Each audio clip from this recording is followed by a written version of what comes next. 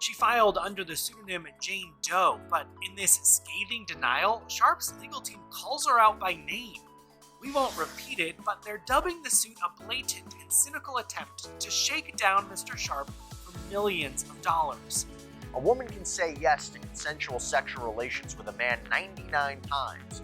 When she says no, even once, that no means... Almost a year ago, Shannon Sharpe sat down across the microphone from Katt Williams.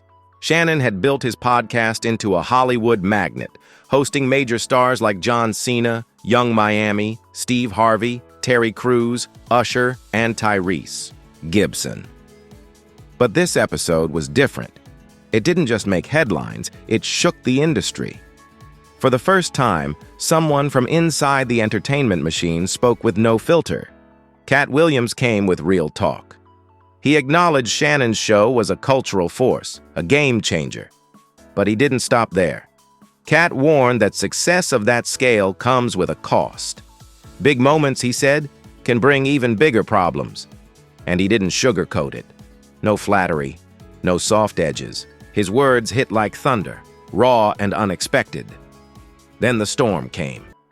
A woman filed accusing Shannon Sharpe of rape and seeking $50 million in damages. Just as Katt had warned, the spotlight had a price, and Shannon was now at the center of a firestorm. Not afraid about being blackballed again. These are some power people. These people are not powerful. Satan can't create anything. That includes blessings for his people. You know what the number one job of somebody that sold their soul in Hollywood is? Is to act like it didn't happen. They all do the same job. But I'm not scared of being the competition. Yeah, on paper, they're a better team. They have all the assets and resources that we don't. But let us get on the line, boy, and see if that factors in. I guarantee you it won't. All of these shortcut takers, they canceled me for talking about Harvey Weinstein before the thing came out, but he offered to suck my in front of all my people at my agency. I told him no, what y'all do? And this is why when I walk in a room, heads go down. Behind my back, I'm nothing. I'm just a regular old comedian, but in my face, no. The king has walked in and they have to respect it only because I'm not taking the shortcuts. They pay you to not talk about things they don't want you to talk about. Anytime you see them telling you something you can't believe, just understand it's a play. And it don't matter, you gonna know it's a play as soon as they get in that position and think they gonna tell somebody something. No, you're not. No, you're not. Marvel will cancel you you won't be allowed to read a comic book. What are you talking about? Ah, get out of here. Get out of here, ugly boy. Oh. Yeah, they love fooling the people. And it's never funny, no matter who it happens to or what the circumstances are. The truth of the matter is, the Money Mike in the original script got in the bathroom, and that's what Ricky Smiley was okay with. Katt Williams had to take the risk in front of the studios and the cast and our powers that be in his very first movie and say respectfully, humbly, guys, if we're talking about anything else, I have no credibility and I have no pull. But we're talking about comedy, right, where I have all the credibility and all the pull. The problem with Friday After Next is we're trying to make a classic comedy. And this comedy involves a... So Shannon Sharpe is being accused of sexual assault and rape. There is a young woman. She is now in her early 20s, but she says that she met Shannon Sharpe when she was 19 years old in a gym in Los Angeles back in 2023. And she says that because of what she experienced, and she says that she alleges that the was brutal, like it was very it was aggressive. She wants $50 million in exchange. So this was filed late Sunday in Nevada by attorney Tony Busby. Now, this woman is alleging that Shannon Sharpe raped her multiple times over the course of a 2-year relationship. The relationship that they had was sexual and parts of it were consensual. But she says during their relationship, because he was physically stronger, a lot older than her, like 30 some years older than her, and just, more powerful, he began to get really aggressive. But at this point, she was already in it. She says that he was manipulative. He would threaten to choke her and slap her. She's also said that at some point she was being recorded without her consent, and that she later found out and alleges that the videos were shown to people. Get with a white woman because I was scared she might have me running down the street like Jonathan There Majors. you go. Think, come on, Jan. Not because I didn't like white women. I think white women are as great as any other women. But I'm not gonna act like I'm not scared of them. I have a reason to be scared. You could be Kang the Conqueror, and they could take your rabbit ass down in 2 weekends. And that's the truth of the matter. So After dominating the NFL, Sharpe rode a wave that most people could only imagine. He then entered a television studio on one of the largest platforms imaginable, learnt how to speak, and established his own empire. After collaborating with Skip Bayless on Undisputed, Shannon Sharpe moved from being a Hall of Fame tight end to the sexiest TV presenter. He discovered that he had more than just a voice. He had his own space to express himself, which turned into a Club Shay, and everyone wanted to be in his... If you don't know who he is, he played 14 seasons in the NFL with the Denver Broncos, the Baltimore Ravens. He was inducted into the Pro Football Hall of Fame in 2011. After he retired, he spent time as a sports commentator and analyst, and I remember that he co-hosted Skip and Shannon Undisputed with Skip Bayless from 2016 to 2023. Bayless and his then employer, by the way, Fox Sports, they faced their own accusations of sexual misconduct in a separate filing from earlier this year. We covered it here on Sidebar as well. Now, Sharpe is part of the sports podcast space. He hosts 2 shows, Club Shay Shay and Nightcap. In fact, remember his interview with comedian Katt Williams in January 2024 on Club Shay Shay? That helped spark, I should say, a renewed interest in Sean Diddy Combs and his alleged bad behavior at his infamous parties. Got a lot of people talking. Tight end Shannon Sharpe ensured that his football legacy will always be remembered when he went from the 192nd player taken in the 1990 draft to one of the most prolific receiving tight ends in NFL history. Elway's going to let it again go to the end zone. Got a shot, touchdown! Sharpe spent the first 10 years of his career with the Denver Broncos, where it became clear that his football prowess was closely rivaled by his gift of gab. President, we need a National Guard. We need as many men as you can spare because we are killing the Patriots. If you leave now, you get a head start on traffic. Hey, it's going to be one of them days. Sharpe was named first-team All-Pro 4 times during his first 10 seasons in Denver. He was also an integral part of both of the Broncos' Super Bowl championships. Anything less than being here and being up on this platform was unacceptable. Yeah, we said it. Whatever they say, we said it. In 2000, Sharpe went on to the Baltimore Ravens and was again a major part of a Super Bowl champion. Every dog has its day, and since I'm a big dog, I've got 2 days. Okay. So now, You just called yourself a yeah, I'm a dog. Yeah, I'm a big dog, a big one. Don't worry about what I call myself and what I answer. How impressed were you with the Giants? Is that what you asked? That's what I asked you, yes. I was very, very impressed with their defense. I told you, there's nothing like a plan that when you map out a strategy and it comes together. I told you what that was going to do. I told you this, Skip. I also told you, if I tell you grass return to cheese, you start hustling crackers. Good morning, guys. Oh, Tom Brady stopped by last night. Mm-hmm. Time out. What? You picked the Patriots to win easily last night. You picked Aaron Rodgers to win easily at the Chargers, and your man LeBron James stunk it up at San Antonio. Stunk it up. Went 0 for 6 from 3 and 5 of 10 from the free throw line. And really stunk it up in the fourth quarter last night. Did we win, yes or no? Let me help. What are we doing? Well, last night, Tom. What is the point? Okay, well, let me I'm going to tell you the point.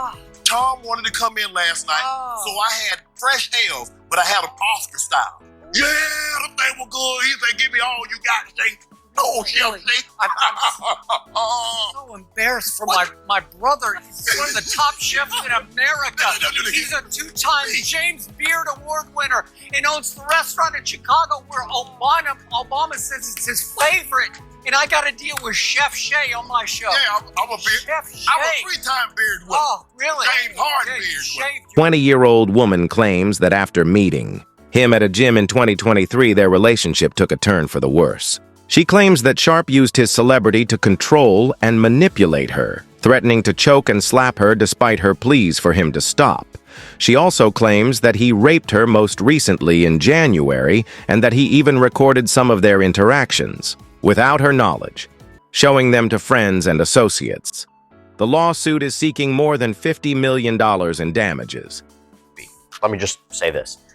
Known for his flamboyant speech in his civil filings, and in this one doesn't appear to be any exception because it begins, a woman can say yes to consensual sexual relations with a man 99 times.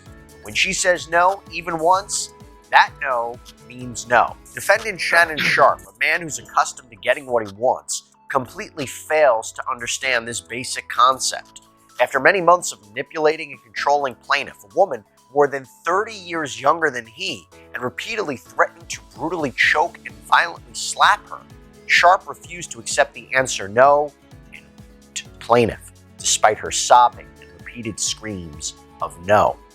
According to the complaint, Jane Doe worked out at the same gym as Shannon Sharpe in Los Angeles, and she was 19 at the time. This is what she claims. And she claims that he had been watching her during her workouts and finally introduced himself, insisting that she give him her number. This relationship between Sharpe and Jane Doe, again more than 30 years his junior, was consensual, but it was rocky. She said he'd insisted they were exclusive, but then was caught multiple times lying about his whereabouts and who he was seeing. According to the filing, quote, by October 2024, Sharpe's behavior had grown progressively worse, beyond anything plaintiff had experienced with him before. At this point, he was insistent upon recording their sexual activities, sometimes without her knowledge. Sharpe was also sharing the videos with others without her permission or knowledge. Sharpe would repeatedly tell Doe that he wanted to do to her things that would make no other man want her. By this point, Sharpe was no longer able to credibly maintain the relationship was exclusive. He had at this point accidentally or purposely, to advance his career, went live on Instagram while having sex with another woman. Sharpe flew into fits of anger when plaintiff noted his infidelity to the relationship or called him out about his extraneous activities. What had once become manipulation, control, and intimidation now became something far more dangerous and sinister. Sharpe even figured out how to get into Doe's apartment complex without her permission. Sharpe made it clear that what Doe wanted was of no moment, that Sharpe would get what he wanted when he wanted it. In October 2024, Shannon Sharpe violently sexually assaulted and anally raped plaintiff 2 different times in Las Vegas, Nevada, blatantly ignoring her request for him to stop. He did it again in January. Remember when I said this was a $50 million lawsuit? So I want to read you what she's suing for. General damages in the sum of excess of $10 million, special damages in the sum of excess $10 million, punitive damages $20 million, statutory penalties $10 million. How do that feels like a lot of money. I mean, you also wonder, how do you put a price on it if this really did happen? How do you put a price on sexual assault? But at the same time, $50 million for general, special, punitive, statutory penalties. Talk to us about what those mean and whether or not those would be appropriate in a situation like this. Yeah, so the general damages are going to be her emotional distress damages. So what's the general impact to her now and kind of for the years to come as a result of going through this? If this happened, and I want to underscore, we don't know if this happened, but if this happened, $10 million does not seem to me like an excessive amount of emotional distress damages. It's something that would stay with somebody for the rest of their life and be a significant struggle at various points. Sharpe responded instantly and directly, calling it a shakedown. He responded with a video in which he said he'd be open and transparent and defend himself because this isn't right. Sharpe warned that a sex tape clip could surface. He says he expects it'll be a 30-second edit meant to inflame. If you've got 10 minutes of footage, he challenged, release the whole thing. I don't have it. If I did, I'd show it myself. Sharpe called the lawsuit fraudulent and threatened to sue for defamation. He denied every charge and insisted the truth would come out. He posted videos of explicit text to prove consent. He said he offered $10 million before she sued. He insisted there were Shannon Sharpe firing back at an ex who says she was raped by the Hall of Fame tight end several times at the end of last year and the beginning of 2025. In the 13-page complaint obtained by ET, she also claims he threatened to kill her, beat her up, and recorded their sexual encounters without her consent. The alleged victim admits to being more than 30 years younger than the 56-year-old star and says she met him at an LA gym in 2023 when she was just 20. She filed under the pseudonym Jane Doe, but in this scathing denial, Sharpe's legal team calls her out by name. We won't repeat it, but they're dubbing the suit a blatant and cynical attempt to shake down Mr. Sharpe for millions of dollars. And they released a series of explicit text messages that they say prove this was a consensual adult relationship that included role-playing, sexual language, and fantasy scenarios. Lanny J. Davis released a statement characterizing the civil suit as, quote, a blatant and cynical attempt to shake down Mr. Sharpe for millions of dollars. Sharpe has released copies of the text messages to his social media. Due to their very explicit nature, my producers were kind enough to censor specific words, okay? So let's get into it. Davis claims the litigation has been orchestrated by her attorney, Tony Busby. Now, I'm going to read some of it, and the quote is the quote. One quote says, I want you to put a dog collar around my neck and choke me with it while you're me. There's another one. Now, that one was October 7th, 2023. Here's another one, more recent. Quote, I know you miss this big, juicy, $25,000 for each cheek. The most important, and I was surprised when I first heard this. I thought Lanny Davis misspoke. Fairly early in the conference call, he mentioned that Shannon Sharpe, during efforts to settle the case before the lawsuit was filed, offered tens of millions of dollars to the plaintiff. And he used that phrase several times, tens of millions of dollars. And I, along with other people who were on the call, asked questions. And the way it worked was you typed your question in. You didn't actually verbally express the question. So you type the question, you send it, and you wait for them to answer it. Multiple people who were on that call asked the question of, is it tens of millions or is it 10 million? What's the number specifically? So eventually, after saying tens of millions several times, Lanny Davis said that Shannon Sharpe offered at least $10 million to settle the case. Now, I practiced law for 18 years. I was stunned by that because, and look, I know that within the confines of litigation, when you settle a case and you write the check and it goes away, part of the release agreement that you get from the plaintiff has language making it clear that we deny everything and the payment of money should never be regarded as proof of liability or admission of responsibility.